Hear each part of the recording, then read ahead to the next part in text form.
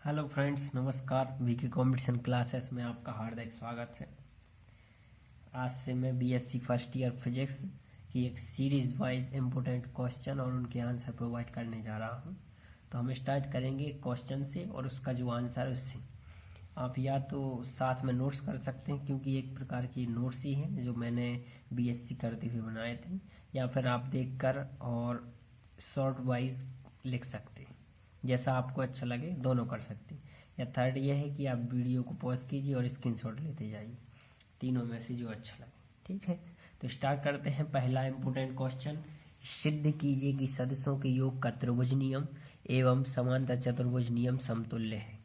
Question है कि सदस्यों के योग का त्रिभुज नियम बताना आपको और समांतर चतुर्भुज नियम बताना, और फिर ये प्रूव करना कि दोनों समतुल्य हैं कि नहीं। ठीक है, तो एक एक देखेंगे कि त्रिभुज नियम क्या है, और उसके बाद देखेंगे समांतर त्रिभुज नियम के चतुर्भुज नियम क्या है। तो सदस्यों के योग का त्रिभुज नियम, यदि दो सदिश परिमाण व दिशा में एक त्रिभुज की दो संलग्न भुजाओं द्वारा एक क्रम में प्रदर्शित किए जाते हैं। देखिए इम्पोर्टेंट क्वेश्चन है, आता है ये। या तो सिर्फ इतना ही पूछ लेंगे सदस्यों के योग का त्रिभुज नियम, या फिर पूरा पूछेंगे। तो इसकी परिभाषा याद रखिएगा, यदि दो सदिश परिमाण व दिशा में एक त्रिभुज की दो संलग्न भुजाओं द्वारा एक क्रम में प्रदर्शित किए जाते हैं तो उनका परिणामी सदिश परिमाण तथा दिशा में त्रिभुज की तीसरी भुजा द्वारा विपरीत क्रम में प्रदर्शित किया जाता है। ये क्वेश्चन ऑब्जेक्टिव में ही पूछ लिया जाता है कि देखिए दो सदिश हैं, ये वेक्टर ए है, देखो क्रम देखिए इसका, इस साइड इसका क्रम इस साइड। अब ये इस साइड जा रहा है, इस साइड जा रहा, लेकिन ये इस साइड आने की जगह विपरीत क्रम में जा रहा है उसी साइड। तो ये है परिणामी सदिश सी। ये ए वेक्टर ए, ये वेक्टर बी, और ये वेक्टर सी इस साइड होना था, लेकिन परिणामी सदिश की परिभाषा ये है कि त्रिभुज की तीसरी भुजा द्वारा विपरीत क्रम में, तो ये है इसका विपरीत क्रम। तो यही है त्रिभुज का त्रिभुज नियम, सॉरी सदस्यों के योग का त्रिभुज नियम, ए प्लस बी इक्वल टू सी।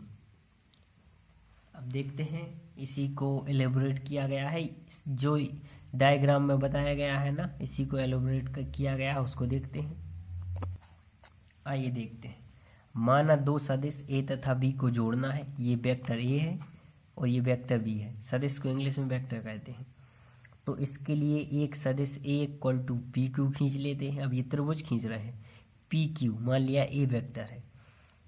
अब इसके शीर्ष क्यू पर दूसरे सदिश बी की पाद रखकर परिमाण व दिशा दोनों में इसके बराबर सदिश B equal to Q R खींच लेते हैं, जो बनाया गया है। इसके सेम ये खींचना है, और पाद मतलब होता है पिछला हिस्सा, तो पिछला हिस्सा क्यू और अगला हिस्सा आर। क्यू आर खींच लेते हैं।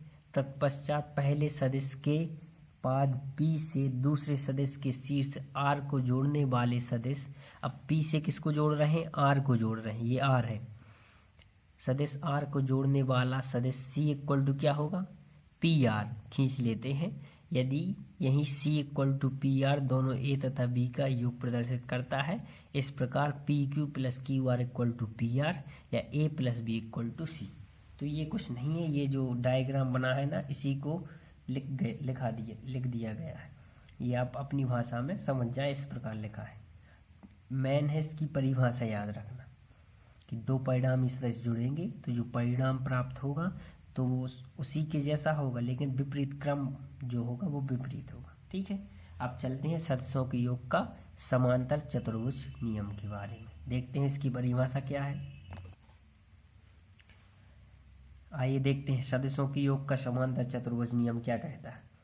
यदि दो सदस्यों के समांतर चतुर्भुज की दो संलग्न भुजाओं द्वारा परिमाण तथा दिशा में प्रदर्शित किया जाता है तो इनका परिणामी सदिश परिमाण तथा दिशा में समांतर चतुर्भुज की कुल दोनों भुजाओं के कटान बिंदु से होकर जाने वाले विकर्ण द्वारा प्रदर्शित किया जाएगा।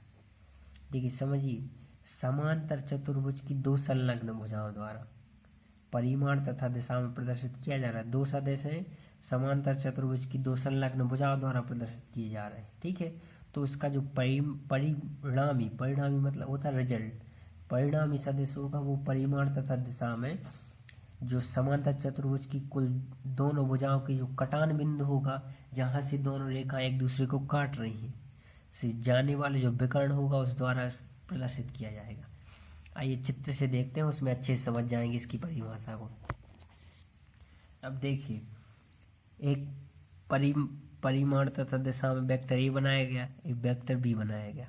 तो वो कह रहे हैं जब दो वेक्टर हैं, एक वेक्टर ए है वेक्टर बी, अब इसके समतुल्य ये है और इसके समतुल्य ए है, तो जो बीचों से जाएगा जो विकर्ण होगा ना चतुर्भुज का विकर्ण या कटान बिंदु क्या कहलाता है? ये विकर्ण ए का मेन पॉइंट है यहाँ पर और ये विकर्ण बी का है, तो इसके बीच से कट कर जा रहा ना, तो ये जो जा रहा है विकर्ण, यही जो है ये समांतर चतुर्भुज का परिणाम है।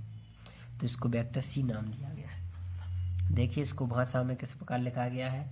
माना चित्र में प्रदर्शित दो सदिश ए तथा बी को जोड़ना है। इसके लिए पहले एक सदिश ए इक्वल टू पी को खींच लेते हैं, पी से क्यू खींचा। अब इसके पाद पी पर दूसरे सदिश का पाद रखकर परिमाण व दिशा दोनों में सदिश B equal to P S खींच ले। यहाँ से ये पी एस खींच लिया, परिमाण व दिशा दोनों में सदिश पी एस खींच लेते हैं। तत्पश्चात पी क्यू तथा पी एस को संलग्न भुजाएं मानकर समांतर चतुर्भुज पी क्यू आर एस। संलग्न भुजाएं क्या कहलाती हैं?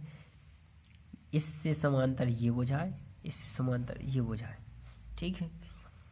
पी क्यू आर एस बना लिया। अब देखते हैं आगे। अब भुजा पी क्यू व पी एस के कटान बिंदु पी से होकर जाने वाला विकर्ण, देखो ये कटान बिंदु भी बताया था, इससे होकर जाने वाला विकर्ण पी आर खींचते हैं, जो परिमाण व दिशा में सदिशों ए व बी का परिमाण सी होगा, अर्थात P Q plus P S equal to P R या A plus B equal to C. ये है समांतर चतुर्भुज का नियम। अब हमको क्या बताना, क्वेश्चन कह रहा था कि त्रिभुज का नियम और समांतर चतुर्भुज के नियम में समतुल्यता बताइए। तो डायरेक्ट नहीं आना है कि डायरेक्ट यहीं पर आगे समतुल्य बताने लगे, पहले आपको दोनों के बारे में बताना है कि त्रिभुज का नियम क्या है और समांतर चतुर्भुज का नियम क्या है। अब इसके बाद समतुल्यता आराम से बता सकते हैं, क्योंकि अभी हमने पहले देखा ही था कि त्रिभुज के नियम में भी ए प्लस बी इक्वल टू सी आ रहा था और समांतर चतुर्भुज के नियम में भी ए प्लस बी इक्वल टू सी आ रहा है। तो अब दोनों समीकरण को देख लोगे तो ये समतुल्य हो जाएंगे। देखते हैं उसी को। अगर आपने इतना कर लिया तो अब कुछ नहीं है, त्रिभुज नियम तथा समांतर चतुर्भुज नियम की समतुल्यता देखते हैं। समांतर चतुर्भुज के नियम से P Q plus P S equal to P R होता है और त्रिभुज के नियम से P Q plus Q R equal to P R होता है। आप पिछला भी वीडियो पीछे करके देखिए, यही समीकरण आया था ना, P Q plus Q R equal to P R त्रिभुज में बना था, और ये चतुर्भुज में अभी पढ़ा P Q plus P S equal to P R. अब समांतर चतुर्भुज में आमने सामने की भुजाएं कैसी होती हैं? बराबर तथा समांतर होती हैं, अतः वे समान भी होगी। तो पी एस इक्वल टू क्या लिख सकते हैं? क्यू आर लिख सकते हैं।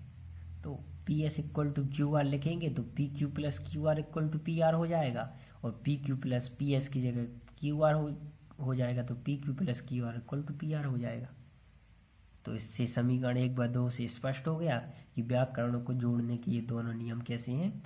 समतुल्य है।